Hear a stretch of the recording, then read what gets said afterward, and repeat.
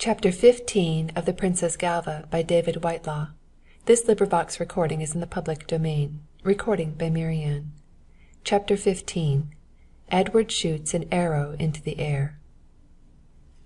In a state of the deepest dejection, Edward Povey listened to the story. At times during its recital he would raise his head and look at Gaspar Mozara. The lieutenant, when Edward's head was bent again, eyed his hearer narrowly.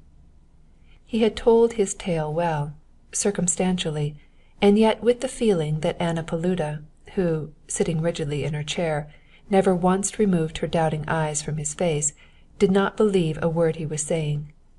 He found it increasingly difficult to marshal his facts under the fire of those steady watching eyes. Hitherto this grim lady in black had held no importance for him, but now as he looked at her and felt her presence, she took on a new individuality.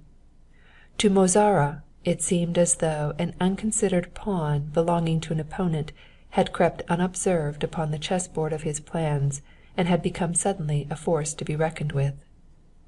The lieutenant was between two stools. He had told his tale and was now anxious to be gone, but he felt that no sooner did he leave, so surely some piece of evidence, some vital point in the scheme would occur to him as having been left unsaid. He had made his way to the little villa as soon as the third-rate medical man, whom Dasso had pressed into the plot, had given the lieutenant permission to get up, a sorrowful figure in deep mourning. His right arm was suspended in a sling of black silk and was tightly swathed in surgical bandages. He had sunk in well-simulated exhaustion into the big chintz-covered armchair in the drawing-room facing the sea, and had laid an ebony crutch beside him on the carpet. One leg had been carefully stretched out stiffly before him.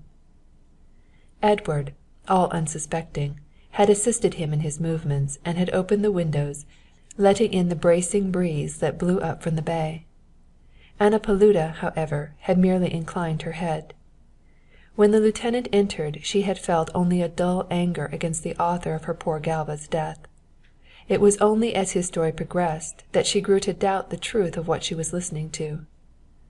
Gaspar had begun with well-acted expressions of sympathy and with carefully considered phrases of self-condemnation. He told them that the blame of the accident had been entirely his in agreeing to Miss Baxendale's demands for increased speed. The road was one on which he had seldom travelled, and they had rounded the spur of the hillside before he was aware of their danger. He had applied the brakes and turned the wheel to keep in the middle of the narrow road, but the impetus had been too great. There had been a hideous skid as the car crashed almost broadside into the old and crumbling wall. The lieutenant had remembered no more until he had come to his senses to find that he was being carried along on some kind of rough litter.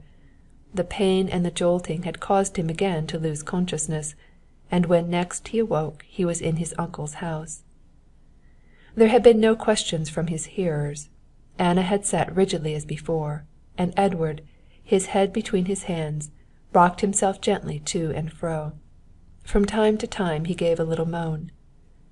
Gaspar had fixed his eyes on the centre of a rose pattern in the carpet, and had resumed his tale in a low, hopeless voice. My first thoughts were of Miss Baxendale, and of how she had fared.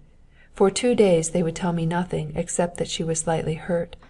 I only heard yesterday the true state of affairs, how her cloak and hat had been found in the ravine near the wrecked car. The river, they tell me, is deep here and weed-grown, and there are great rocky holes. The lieutenant had risen with a choking sound in his throat as he recited these details.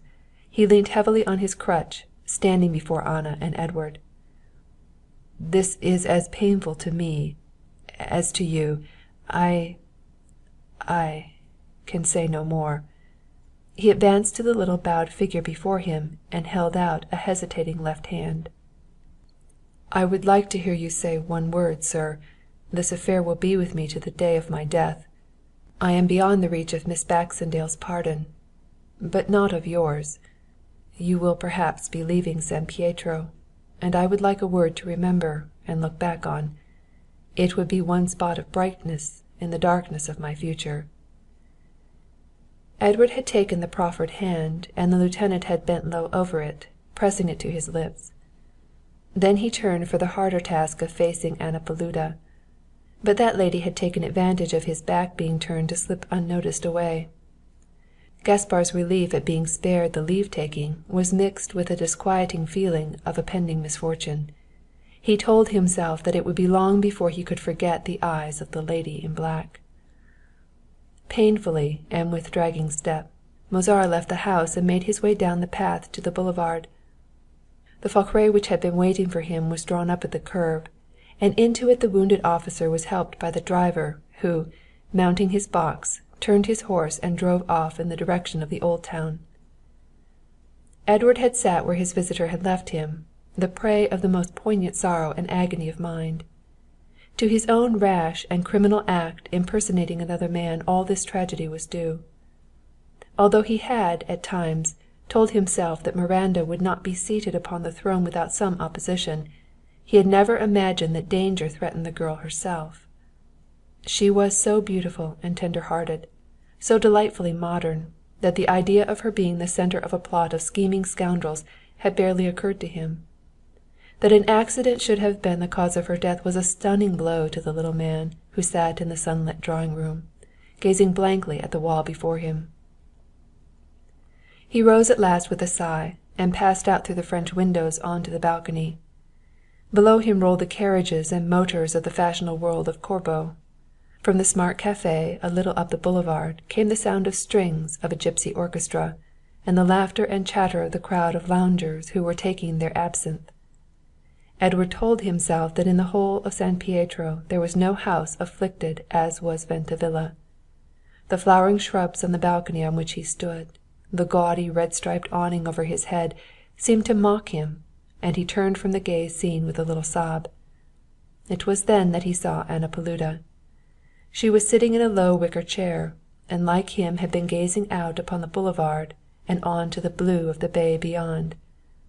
She beckoned Edward to come to her side, and standing there, one hand resting on the little iron railing, he listened while the lady told him of her disbelief in no undecided voice. Edward's expression changed as he drank in her words, and the hand on the railing tightened its hold till the knuckles showed white patches of skin.